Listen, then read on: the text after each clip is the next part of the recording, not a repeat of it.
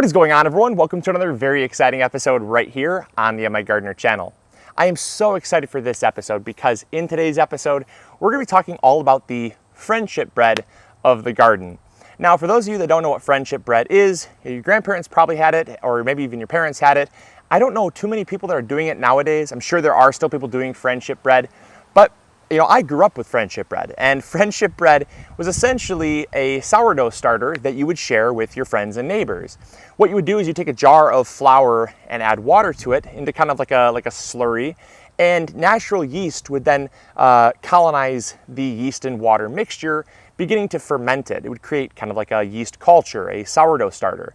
And then anytime you make bread, you would use a couple scoops of your starter to basically inoculate the new loaf of bread so that it could be leavened. It would rise from the carbon dioxide that the yeast created through consuming the sugars in the flour.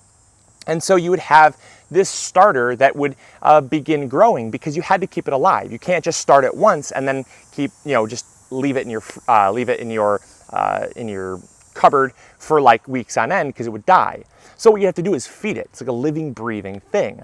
And so people that would have these starters would feed them, a scoop or two of flour every day, a little bit more water, and it would continue to grow.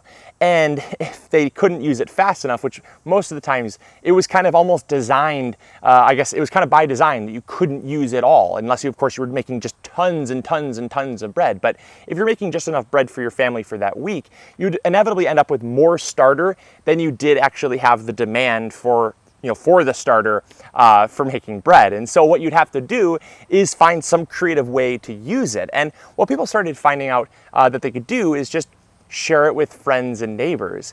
And that's kind of how it became known as friendship bread. You would take a couple scoops of your starter, give it to a friend. They would add some more flour and water to the starter, and their starter would grow, and then they could start making bread. And then as their starter outgrew their demand, they would split it off and give it to friends and family as well. And so there are a few plants in the garden that are kind of the friendship bread of the garden. I kind of wanted to tie this in, make this analogy with some other things in the garden that I've noticed can be very shareable. So let's go on that journey together and let's get started. All right, so the first bit of friendship bread of the garden are heirloom seeds.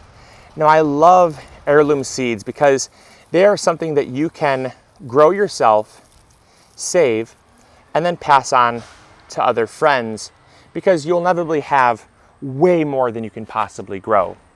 We've been saving seeds from these onions here, these bunching onions, and they're just about ready to start saving seeds from. Most of the flower stalks are still a little on the green side, but we do have some that are drying out here, and you'll notice that we have some seeds.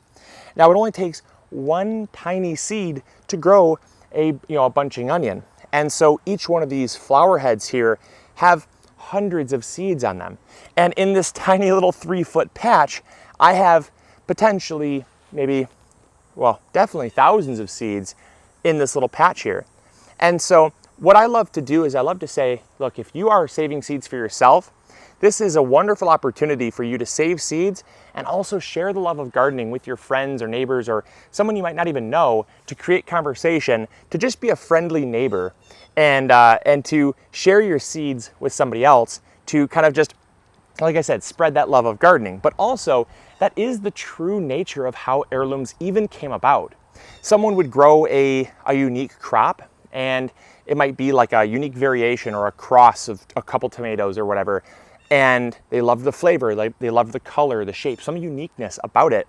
And so they would continue to save those seeds, and then they were given to friends, they were given to family members and neighbors and whatnot, and they were continued to be grown and the seeds were saved. And now that's why we have varieties like, Paul Robson or, Cherokee Purple, just old heirlooms, Aunt Ruby's German Green, these unique names that have just these fascinating backstories to them.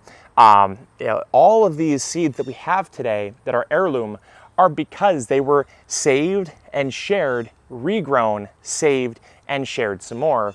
And that's how they became, obviously available for us as gardeners today. And so save some seeds. They're definitely one of the most common forms of friendship bread of the garden.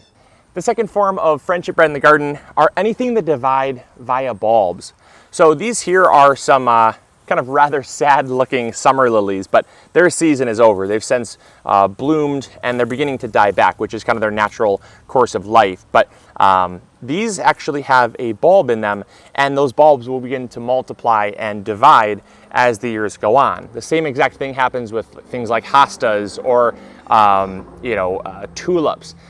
Many people will start with a couple, and as they divide and expand, they can actually pull them up, cut them off, and that's why pretty much if you know anybody, you can get hostas for free. My grandma had a huge hosta patch, and when we moved into our house, she would always ask me, Luke, if you ever need some hostas, just let me know. And so it was one of those things where I don't know how there's even a business for hostas at this point, because you can pretty much find them just about anywhere. And as they begin to grow and multiply, people have to, they have to keep them in check. And so they will often pull them up, divide them, and basically just cut them with a knife, sever them right off into like clumps. And then you just plant your clump and they will multiply and divide some more.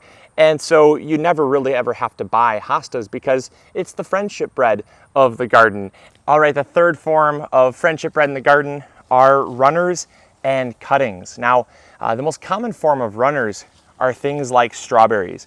So strawberries, they'll form a main mother plant, and then from that mother plant, they'll form kind of an umbilical cord, and all along that umbilical cord, they will send out these new little plants. Now, they can become incredibly invasive. I mean, I've had whole garden spaces completely overrun with strawberries because I just haven't maintained them. Now, we recently started out these 2 beds again, basically pulling out all the plants and replanting from runners. But had we not needed to do that, we would have had hundreds of plants to give away to friends and family.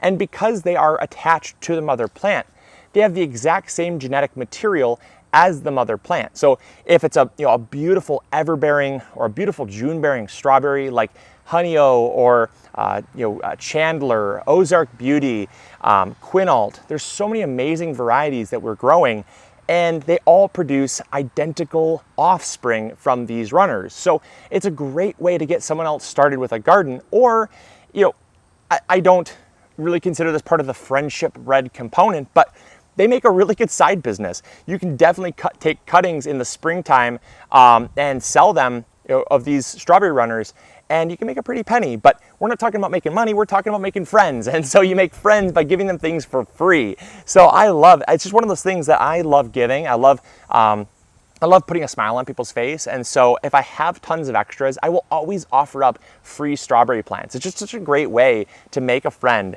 And so you can do this with so many other things as well. Mint, oregano, we all know about oregano. Things that grow along the ground and set down roots, they will set down roots, and you can basically cut the plant away from the mother plant where it sets down roots, dig up that whole new plant, and give it away. So these plants that can normally run rampant and take over the garden, you can keep them in check and make some friends in the process. All right, and the fourth and final form of friendship bred in the garden is kind of like number 2, which was bulbs that divide, like a daylily or hostas. But this one is really special, and I wanted to make this a 4th one because this one is kind of what I consider to be the icon, the true staple of friendship bred of the garden, and that is Egyptian walking onions. Now, Egyptian walking onions, you can't buy necessarily seeds for. They don't just have seeds that are reliable just about anywhere. You can't go online and buy seeds for Egyptian walking onions. They're not something that you can necessarily just go to the store and find either. And that's because they're rather obscure. They're kind of unique and strange in that they have a very short shelf life. They need to be planted as soon as you get them. If they dry out, they'll die. And so you need to be able to get a fresh bulb or a fresh set of little bulbules. These little bulbules are actually the flower stalk of the Egyptian walking onion. And so I was given by a friend some bulbs and bulbules to plant in my garden.